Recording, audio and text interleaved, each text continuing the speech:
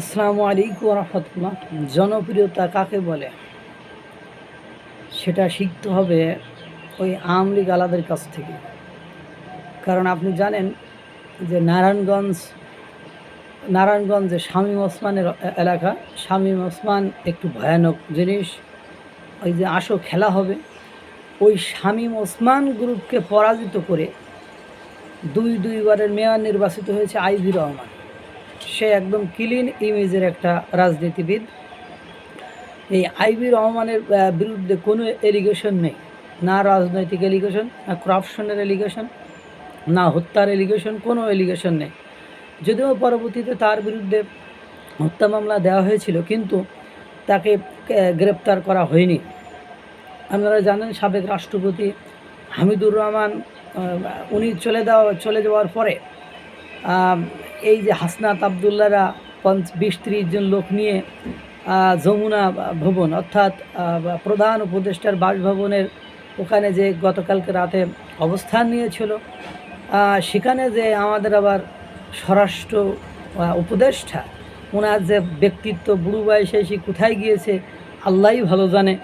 উনি আবার বলছিল যার মাধ্যমে আপনার রাষ্ট্রপতি হামিদুর রহমান রাষ্ট্রপতি আব্দুল হামিদ বিদেশ চলে গেছে, তাদের ব্যবস্থা না নিতে পারলে আমি পথ ছেড়ে দেবো। তার মানে উনার অবস্থা থেকে আমারই খারাপ লাগে। পরবর্তীতে দেখলাম যে 3 জন পুলিশ কর্মকর্তার চাকরিও উনি নগদের উপর স্যাক করে দিয়েছেন, অর্থাৎ খেয়ে নিয়েছেন রাষ্ট্রপতি আব্দুল হামিদকে।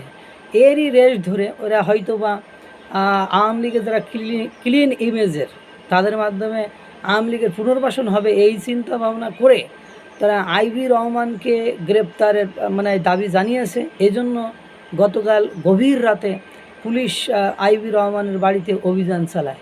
আরে ভাই, পুলিশ অভিযান চালায়, পুলিশই অবরুদ্ধ হয়ে গিয়েছে।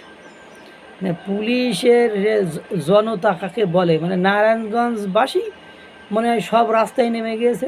নারায়ণগঞ্জবাসী সব মনে করেন আইভি রহমানের ওখানে স্লোগানে মুখরিত। তারা কয় জীবন থাকতে আইভি রহমানকে এখান থেকে নিয়ে যেতে দেবো না, দলমত বুঝি না, আইভি রহমান ছাড়া চিনি না, আইভি রহমানকে ছাড়া কিছু বোঝে না। তাদের মনে করেন যে স্লোগান, তাদের যে অ্যাকশান, তাদের যে কর্মকাণ্ড, পুলিশ আইভি রহমানকে নিয়ে আসতে পারে নাই। আর এরা মনে করেন দিন রাত চিল্লায় লোকই জোগাড় করতে পারে না। আর আইভি রহমানের মতো একজন ক্লিন ইমেজ জনপ্রিয় ব্যক্তিত্ব, তাকে যখন মিথ্যা মামলায় গ্রেপ্তারের জন্য পুলিশ যায়, তখন তো জনগণ ক্ষেপে যাবেই। এ হলো জনপ্রিয়তা ভাই। সব দুর্নীতি করে অন্যায় করে মিথ্যা মামলা দিয়ে খামখেয়ালিপনা করে তোমার এজেন্ডা বাস্তবায়ন করতে যাবা, এগুলো সম্ভব নয়। কাল পারো নাই যমুনা ভবনের ওদিকে যে কী করেছো, কয়েকজন লোককে তুমি একত্রিত করতে পেরেছো। তারা বুঝছে যে যার জন্য গেছো সে আসলে ওই ধরনের লোক না। এই যে নারায়ণগঞ্জে গেলা, জনগণ মাঠে স্বপ্রণোদিত হয়ে নেমে আসছে কেন? আইভি রহমানের তো এখন আর টাকা পয়সা নেই, বা এখন আর সেই ক্ষমতা নেই, তাহলে তার জন্য এখানে মাঠে নেমে আসছে। শামীম ওসমানের মতো একজন ভয়ানক লোকের সাথে প্রতিদ্বন্দ্বিতা করে, বা তার গ্রুপের লোকের সাথে প্রতিদ্বন্দ্বিতা করে এই আইভি রহমান দুইবারের মেয়র নির্বাচিত হয়েছে। তাকে নিয়ে তোমরা খামখেয়ালি মজা করতেছো। এই খামখেয়ালি বানাই তোমাদের জনপ্রিয়তা ব্যালেন্স 0 করে দেবে, তোমাদের শেষ করে দেবে। আল্লাহ তাআলা সকলকে ভালো রাখুক, সুস্থ রাখুক। আসসালামু আলাইকুম ওয়া রাহমাতুল্লাহ।